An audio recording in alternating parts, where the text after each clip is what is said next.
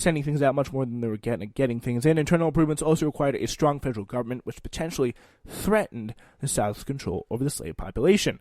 The second bank of the United States was a national bank patterned on Alexander Hamilton's design for the original. It existed from 1818 to 1824. However, the bank contributed to the Panic of 1819, infuriating many and leading to Andrew Jackson's successful effort to kill it. This act, though, by Jackson would contribute to long-running instability in the American economy until the creation of the Federal Reserve System after the Panic of 1907. The Panic of 1819 was a financial crisis that lasted from 1837 until the mid-40s. It was caused in part by Andrew Jackson killing the Bank of the United States and issuing the specie circular, the latter of which caused the value of paper money to absolutely plummet.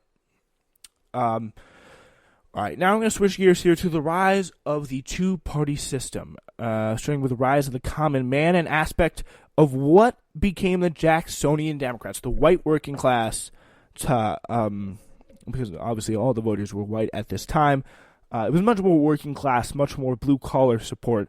Obviously, the common man implies that.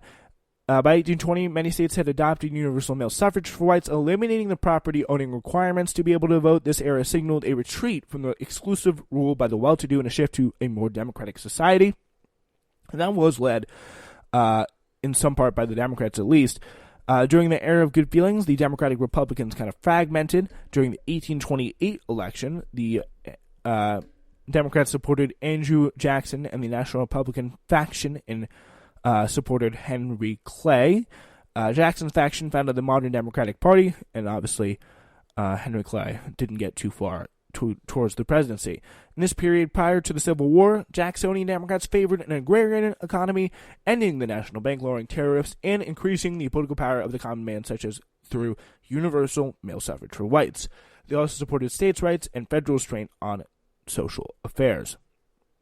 National Republicans, a faction of the splintering Democratic Republicans during the 1828 election, were more towards the center of things. They supported Henry Clay and opposed Andrew Jackson. The National Republicans eventually became the Whig Party in 1836. The Whig ideology was very similar to the platform of the old Federalist Party, so they were kind of the rise of the two-party system. It was the Democrats and the Whigs. The Whig Party was born out of opposition to Jacksonian Democrats. The Whigs favored economic nationalism, a strong central government, and the rechartering of the national bank. So they pretty much picked up slightly a little bit where the Federalists left off. They believed in protectionist measures such as tariffs to support American industrialization, much more pro-industrialization than the farmers would like to hear. At that point, still a lot of Americans were farmers. They also promoted Clay's American system plan to improve the roads, canals, and infrastructure of the country. The party collapsed over the question of slavery's expansion into newly acquired territories. They split up there after that. The United States is noted for its enduring two-party system life cycle, of which two parties are dominant, is referred to as a party system. There are five recognized party systems, although a sixth party system is sometimes also present through the history, although none of them were really major. There was always kind of two parties, except for really the era of good feelings. McCulloch versus Maryland is an 1819 case, or was an 1890 case, that challenged the doctrine of federalism and involved the state of Maryland attempting to collect a tax from the Second Bank of the United States. Marshall, the Chief Justice at the time, invoked the necessary and proper clause of the Constitution to rule that the federal government had implied power to establish the bank. He also declared that the state had no right to tax the federal institution and argued that the power to tax was the power to destroy. It would signal the end of federalism. Most importantly, the ruling established that federal laws were the supreme law of the land, superseding state laws. Pretty much like the state is lower. The state government is lower on the totem pole than the federal government.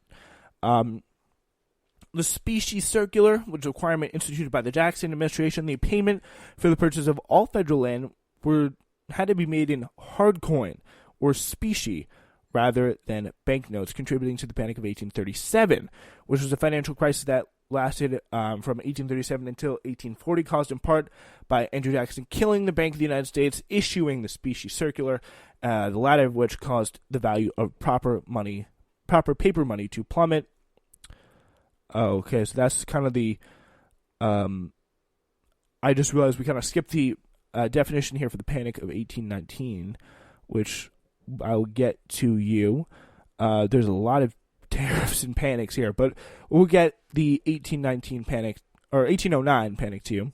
So pretty much the Panic of 1819 was after the War of 1812. It was kind of the downturn kind of resulting from the upturn of the economic expansion post-War of 1812, era of good feelings, nationalism stuff, and kind of represented the era of good feelings coming to an end. It pretty much featured massive bank failures. Mortgages were foreclosed, forcing people out of their homes and off their farms. Falling prices impaired agriculture and manufacturing, triggering widespread unemployment. All regions of the country were impacted, and the prosperity didn't really come back until 1824. So that was a rough 5-year period there. So that's the 1819. But the Panic of 1837, we're going to get into now. That was to do with the specie circular and all that stuff. Making the idea that federal lands had to be paid for in hard coin or specie rather than banknotes, contributing to the Panic of 1837. So that also was contributed to the Panic of 1837 was the Tariff of 1828. This came about in response to New England merchants who had been pushing for stronger protection from foreign competitors. However, the tariff was incredibly damaging to the Southern economy, causing Vice President John Calhoun to secretly write the Southern Carolina Exposition in protest, which had threatened South Carolina's possible secession from the Union. Calling the Tariff of Abominations, Calhoun recommended the Southern government states declare the tariff to be null and void, or nullification, if the federal government refused to lower the duty requirement. In an attempt to appease the South, Jackson signed into law the Tariff of 1832, which lowered the Tariff of 1828's rate from 45 to 35%, and failed attempt to placate the South. Calhoun resigned from the vice presidency. In response, South Carolina voted to nullify the tariff in 1832 and threatened to secede if Jackson attempted to collect duties by force. In response, Jackson encouraged Congress to lower the tariffs even more. However, he asked Congress to also pass the force bill, which gave the president the power to use the military to collect tariffs. This signaled to the South that their threats would not be tolerated. In response, South Carolina rescinded the nullification. However, the tensions between the North and South would continue to escalate. The spoils system was also passed during the Jacksonian era, where political parties reward its supporters with favors, often posts to public office. Andrew Jackson was a proponent of the spoils system, in which he appointed those who supported his campaign to government positions. Jackson created jobs and appointed many friends to his unofficial cabinet, earning the name the Kitchen Cabinet from critics. The Indian Removal Act was also a big part of the Jackson era.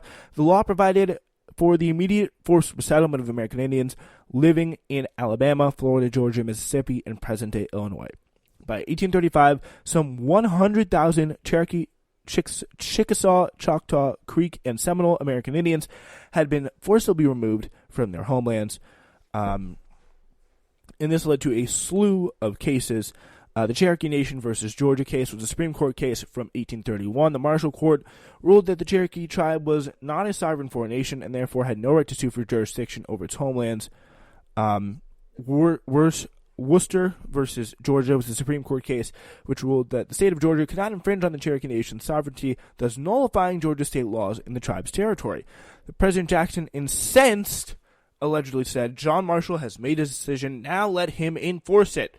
The expulsion of the Cherokee resulted in the Trail of Tears, and also was pretty notable because it was one of the few times the president took a ruling from the highest court in the land, supposedly. What they say is supposed to really go, crumpled it up and threw it in the Oval Office trash can. So that's one of the few times that any president really has ever done that. All right. Let's take a look at some religious revival and reform movements, starting with the Second Great Awakening, a Protestant religious movement that took place across the United States between 1790s and 1840s, peaking in the 1820s. Unlike the First Great Awakening, it gradually came to a greater emphasis on slavery as a sin. Charles Finney was a Presbyterian minister during the Second Great Awakening. Like Jonathan Edwards at the First Great Awakening, Finney appealed to his audience's emotion rather than their reason. His fire and brimstone sermons had become commonplace in upstate New York. Finney insisted that his parishioners could save themselves through good works and steadfast faith in God. He was also an abolitionist and did condemn slavery from the pulpit. Methodism was a form of Protestant Christianity based on the teaching of John Wesley. It split off from the Anglican Church, and they accept infant baptism and stress charitable work, especially that which alleviates the suffering of the poor. During the Second Great Awakening, Methodist and Baptist ministers often preached at tent revivals, converting thousands of people in a big way. This led to two forms of Protestantism becoming the largest two denominations of Christianity in the U.S. during this period. Baptists were an evangelical side of Protestant Christianity. It's a whole different sects here. Pretty much, they believe that baptism should be performed on adults who can profess their faith, as opposed to infant baptism. Baptists should also believe in salvation through faith alone, not requiring good works, and the supremacy of the Bible as a sole authority over theological matters. During the Second Great Awakening, Methodist and Baptist ministers often preached at tent revivals, converting people in a big way. This led to two forms, again, of the Protestantism becoming big parts of Christianity. Evangelicalism, though, is the kind of belief that you can become a Christian, even if you don't start out as one. You're born again Christian, if you've heard that phrase. So, all right, also the big reform movement, Temperance movement, American Temperance Society, was rival preachers from the Second Great Awakening joining forces in the 1820s to form the American Temperance Society. While their initial goal was to encourage drinkers to simply limit their alcohol intake, the movement soon evolved to demand absolute abstinence as the formers began to see the negative effects that any alcohol consumption had on people's lives. The movement quickly earned the support of state leaders, as decreased alcohol use resulted in fewer on-the-job accidents and overall more productivity. The most active members of temperance societies tended to be middle-class women, because their husbands would just go to the bar, spend all their hard-earned money, and the women and the children kind of be left to feel the pain almost. So, yeah. Let's now talk about Dorothea Dix Revival, one of the revival preachers. All right, that's not going to be it. Dorothea Dix was a nurse for the mentally ill. She lobbied state legislatures and Congress on creating the first generation of American mental asylums. So it's a good work for her. Sylvester Graham, a 19th century Presbyterian minister, was best known for advocating vegetarianism and supporting the temperance movement. Graham crackers were not invented by him, but they're named in his honor. John Harvey Kellogg was the inventor of the cornflake, espousing the importance of healthy diets as well. He established the Battle Creek Mental Institution to put his ideas about diet and health into practice. Also at this time was the cult of domesticity. The Industrial Revolution had social consequences as well. People no longer necessarily labored in the field or in small home industries. As children became less important as a source of labor, men took factory jobs. And the position of women became centered on the home. This led to the elevation of motherhood and homemaking in the cult of domesticity ideology in the early 19th century. Abolitionists were advocates for ending slavery. Aside from the influence of Enlightenment about ideas of freedom, many abolitionists believed that slavery was sinful and therefore should be eliminated.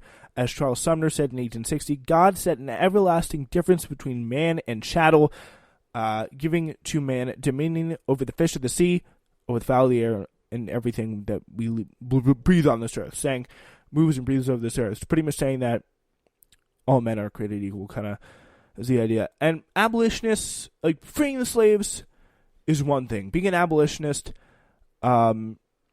is much more kind of I think it's more radical. In the fact that it really focuses on helping slaves after they've been freed. Lucretia Mott was one of those abolitionists, a pacifist, Quaker, and suffragist. After being barred from attending the World Anti-Slavery Convention in 1840, she became interested in women's rights and helping convene the Seneca Falls Convention, co-writing the Declaration of Sentiments. Elizabeth Cady Stanton was a big-time American suffragist and abolitionist who co-founded the National Women's Suffrage Association in 1890 with Susan B. Anthony. Attending the Seneca Falls Conference, she was the first principal author of the Declaration of Sentiments. Susan B. Anthony was also a big abolitionist and women's suffragist. She was also